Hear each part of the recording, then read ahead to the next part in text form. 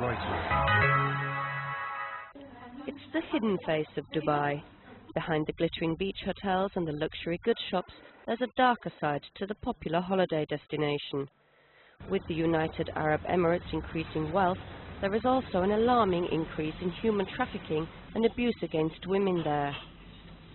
As the number of cases has risen from one a month to almost one a day, a women's shelter in Dubai is now being overwhelmed by victims of abuse.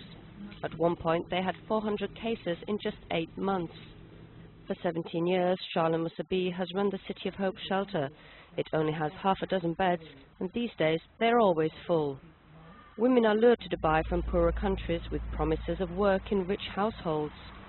Some of the housemaids are abused, some become sex slaves, many end up on the street.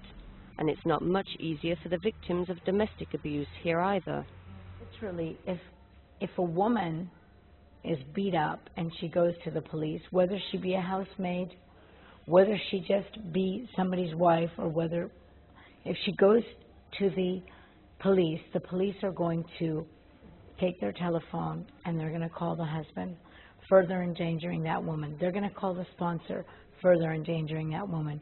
And they're going to say, come, we need to talk to you. And when the man comes in the police, he's told, basically he's humiliated. He's told, never do that again. Sign your name right here, promising you'll never do that again. The shelter provides the women with protection, money and language courses so that they can try to help themselves.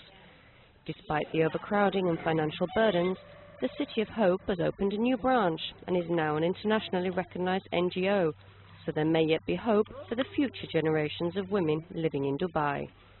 Claire Watson, Reuters.